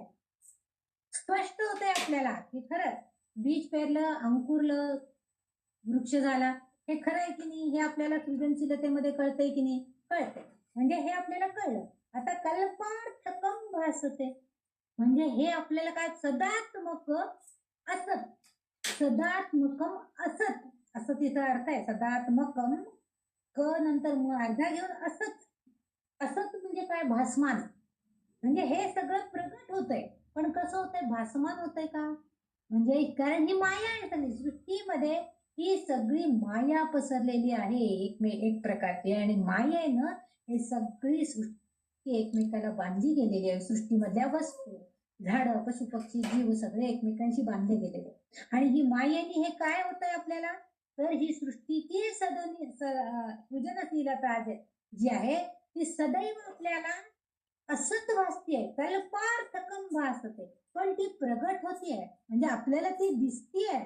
म्हणजे ते जे त्या सृजनशीलतेचं वास्तविक सत्य आहे ते आपल्याला या मायाजाळामध्ये, विश्वामध्ये सर्व जरी मिथ्या असलं तर ते आपल्याला दिसतंय, प्रकट होते.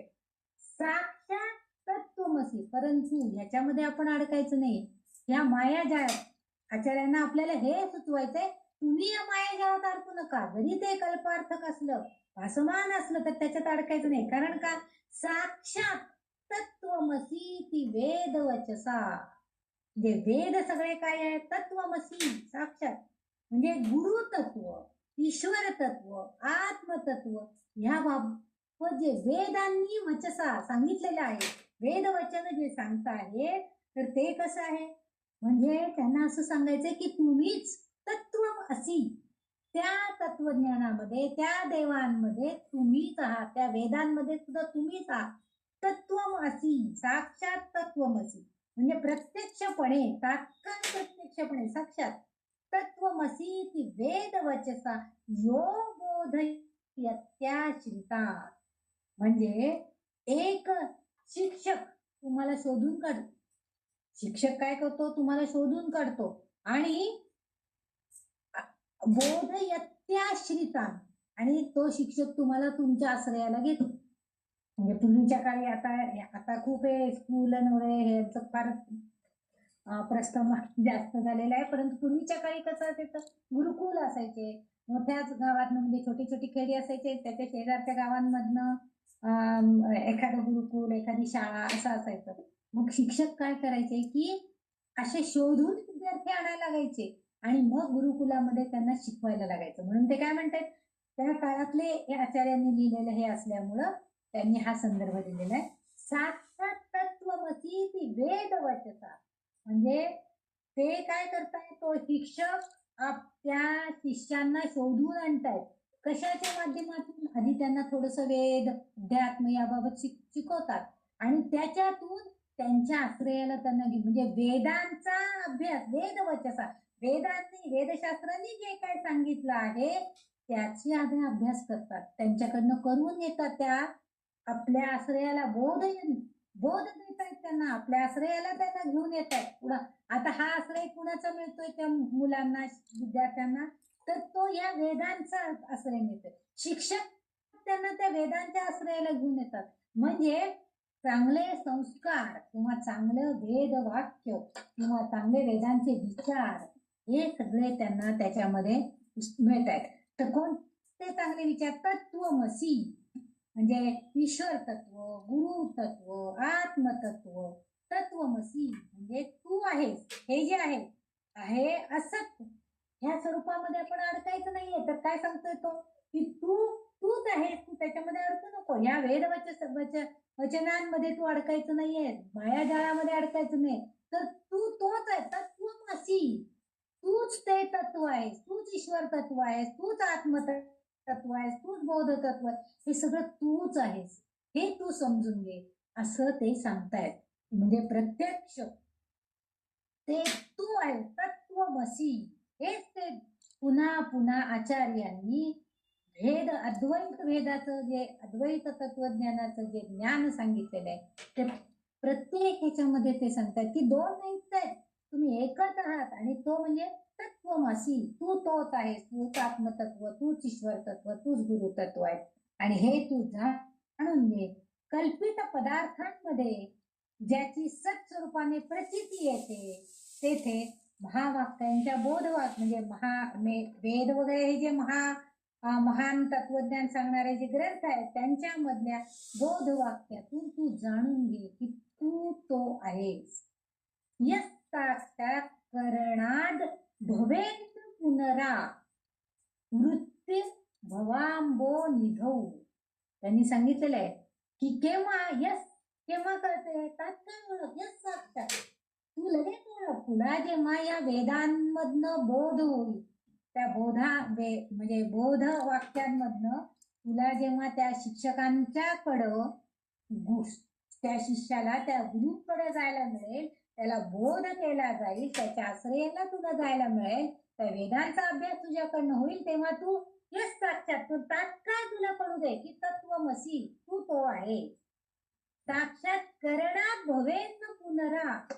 आणि तू काय जाणून घ्यायचंय, तात्काळ तू हे समजून घे. काय जाणून घे, भवेन पुनरा वृत्तीर्भवांबो निधौ, की तुला पुनर्जन्म जो आहे, पुनरा म्हणजे पुनर्जन्म तुला नकोय ना, ते तू जाणून घे. तत्वमसी तूच ईश्वर, तूच आत्मा, तूच गुरु, सगळं तूच आहे. मग तुला पुनर्जन्म कशाला पाहिजे? पुनर्जन्म तुला नको आहे तर या भवसागरातून वृत्ती भवांबो निधौ, निधी म्हणजे विचार, भवसागर, अंब म्हणजे पाणी.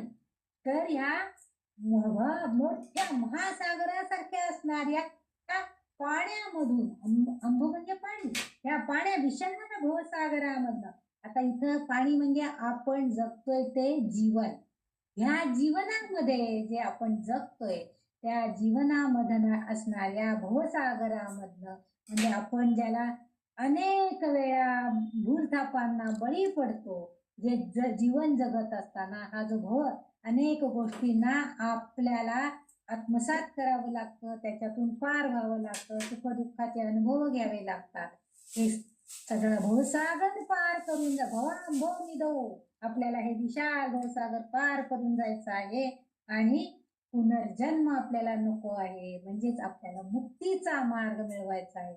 हेच आचार्यांना आपल्याला सांगायचे की यस साक्षात करणात भवेन ना, पुन्हा नकोय. काय पुन्हा जन्म नको, पुनर्जन्म नको आहे असं तू जाणून घे. तात्काळ ओळख तू की ह्या वेदांचं जेव्हा बोध तुला होईल, वेदवचसा, वेदांनी सांगितलेलं, शास्त्रांनी सांगितलेलं जे ज्ञान आहे ते तू समजून घे.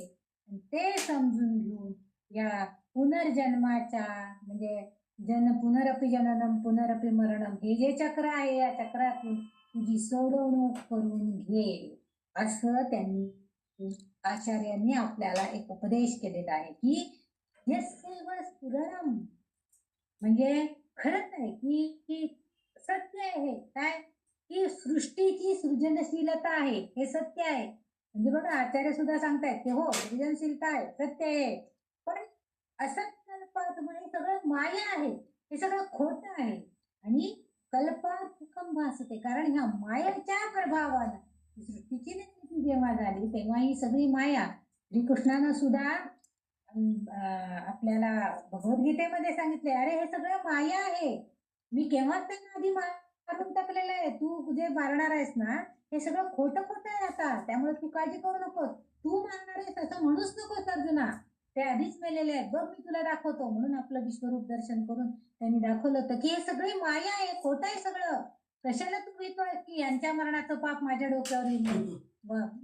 अजिबात तू काळजीच करू नकोस, कारण तू एक निमित्त मात्र आहेस, असं त्यांनी तिथं सांगितलं. म्हणजे हे माया असंच आहे सगळं. आणि म्हणून हे म्हणजे असंच हे जे सांगायचं आहे खोटं आहे, माया आहे. हे ज्या माया जंजाळातून, या मिथ्या गोष्टींमधून, माया जंजाळातून, विश्वातील सर्व मिथ्या गोष्टींमधून आपल्याला जर सुटायचं असेल, या भवसागरातून पार व्हायचं असेल तर काय करायला पाहिजे? तस्मै श्री गुरुमूर्तये नमः इदं श्री दक्षिणामूर्ते. म्हणून त्यावेळेस आपण ह्या गुरुमूर्तीला साक्षात समोर आणून त्यांना नमस्कार करायचा आहे. गुरुमूर्तये नमः इदं श्री दक्षिणामूर्ते. त्याच्या श्री गुरुमूर्तीला म्हणजे दक्षिणामूर्तींना माझा नमस्कार असं त्यांनी सांगितलं. म्हणजे पुनर्जन्म नको असेल तर आपल्याला ह्या मिथ्या जगाच्या सृष्टीच्या सृजनशीलतेच्या कल्पनांमधून बाहेर यायचं आहे आणि तूच आत्मा आहेस, तूच ईश्वर आहेस, तूच तत्वज्ञान आहेस, हे सगळं तूच आहेस. तर तू स्वतःला पुन्हा पुनर्जन्म मिळण्याचं कशाला कारण होतोयस? तू ओळख स्वतःला आणि त्याच्यातून बाहेर पड आणि त्यासाठी जे ज्ञान हवंय ते तू कोणाकडून मिळव? तस्मै श्री गुरुमूर्ते. त्या दक्षिणामूर्तींकडून ते ज्ञान प्राप्त कर आणि त्या तत्वज्ञानातून तुझा जन्म सार्थकी लाव, तुला मुक्ती मिळव. हेच आचार्यांना आपल्याला इथं सांगायचंय. म्हणून पहिल्यांदा संपूर्ण विश्वाचा आचार पसारा त्यांनी आपल्या ताब्यात घेऊन त्याविषयी आपल्याला सांगितलं. नंतर बीजाचा अंकुरण्याचं सांगितलं. बीज म्हणजे बारीक एखाद्या बीजासारखं तू आहेस, पण तू याच्यामध्ये रममाण होऊ नकोस. या सृजनशीलतेमध्ये सगळं मायावी आहे. कारण तुझा तिथं संकल्प निश्चितता, दृढ निश्चितता हवी तर तू त्याच्यातनं बाहेर येऊ शकणार आहेस. तिसऱ्यांनी सांगितलं की हे सगळं खरं आहे, तुम्ही म्हणताय ते यस्यैव स्फुरणं, ही सृजनशीलता आहेच या पृथ्वीमध्ये, या जगद नियंत्याकडे, पण कशी आहे? ही सगळी भासात्मक आहे. त्यामुळं तूच आहे, तू तोच आहे, साक्षात तात्काळ तू हे जाणून घे की तू तोच आहे. आणि त्यामुळं वेद शास्त्र यांनी सांगितलेलं जे तत्वज्ञान आहे ते ज्ञान आत्मसात करून घे. बोध यत्याश्रितान, त्याचा तू आश्रय घे, त्या बोधांचा, वेदांनी शास्त्रांनी सांगितलेल्याचा, आणि त्या म्हणजेच त्या गुरूंचा आश्रय घे. दक्षिणामूर्ती गुरूंना शरणागत हो आणि मग आपोआपच या भवांभो निधो, हे जे जग आहे याच्यामध्ये असणारं भवसागर आहे आपण जीवन जगत असलेला, ह्याच्यातनं तू बाहेर पडू शकशील आणि तुला मुक्तीचा मार्ग मिळेल. नाहीतर पुन्हा पुन्हा जनन आणि पुन्हा पुन्हा मरण, हे जन्म मृत्यूच्या या चक्रातून तू सुटू शकणार नाही. हेच जणू आचार्य आपल्याला ह्याच्यातनं उपदेश करतायत. म्हणून ते सांगतायत की तू सुद्धा देवापासून वेगळा नाहीच आहे.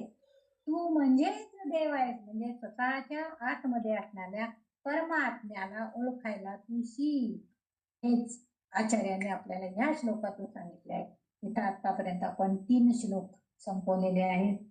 मला वाटतं आपण थांबूया, उद्या आपण पुढचे घेऊया. तर अशा तऱ्हेनं आपण दक्षिणामूर्ती स्तोत्रातले 3 श्लोक बघितलेले आहेत. आता या 3ऱ्या श्लोकाचं जे काय लिहिलेलं आहे ते थोडंसं वाचून दाखवते एकदा. ज्याची ईश्वराप्रती असणारी श्रद्धा, ऊर्जा धडधडणारी आणि खरोखरच वास्तविक आहे, पण ती अवास्तव दिसते ना, माया जाळात बुडालेली दिसते. श्री दक्षिणामूर्ती हे तुम्हाला वेदांच्या शिकवणीद्वारे त्याचा आश्रय घेणाऱ्यांना तूच तो आहेस हे शोधून काढण्यात मार्गदर्शन करतात. जेव्हा तुम्हाला साक्षात्कार म्हणजे तात्काळ आत्मसाक्षात्कार होतो तेव्हा या संसारिक जीवनाच्या विशाल सागरात, दुःखाच्या सागरात पुनर्जन्म होत नाही, म्हणजेच मुक्ती मिळते. धन्यवाद. त्यातऱ्हेनं आपण आतापर्यंत 3 श्लोक दक्षिणामूर्तींच्या स्तोत्रामध्ये आचार्यांनी जे विवेचन केलेले आहे त्यानुसार आपण शिकलेलो आहोत. आपल्याला मला जे समजलं ते मी तुमच्यापर्यंत सांगण्याचा प्रयत्न केलेला आहे. पण एक गोष्ट नक्की आहे की आचार्यांचं तत्वज्ञान समजायला थोडंसं अवघड आहे. आपण याच्यातनं एकच लक्षात ठेवायचं, म्हणजे आता 3 श्लोकांचा जर संदर्भ घ्यायचा म्हटला तर विश्वाच्या पसाऱ्यामधून आपल्यासारख्या यत्किंचित बीजासारख्या असणाऱ्या आपल्या देहाला आपण मुक्तीच्या मार्गाकडे न्यायचं असेल तर वेदांचा, शास्त्राधारांचा आश्रय घ्यायचा आणि मुक्तीचं मार्गदर्शन करायला दक्षिणामूर्तींना शरण जायचं, असं या 3 श्लोकाद्वारे आपल्याला एवढं नक्कीच कळेल असं मला वाटतं. आणि म्हणून मी आतापर्यंत एवढं विवेचन करण्याचा प्रयत्न केला. मला माझ्या अल्पबुद्धीला जे जे समजलं ते मी तुमच्यापर्यंत सांगण्याचा प्रयत्न केलेला आहे. तुम्हाला जे समजलं असेल ती त्या दक्षिणामूर्तींचीच कृपा, आणि जे नाही समजलं ती माझी न्यूनता आहे असं मी समजते. आणि आज इथंच विराम घेऊया. पुन्हा एकदा त्या दक्षिणामूर्तींना नमस्कार आणि आचार्यांना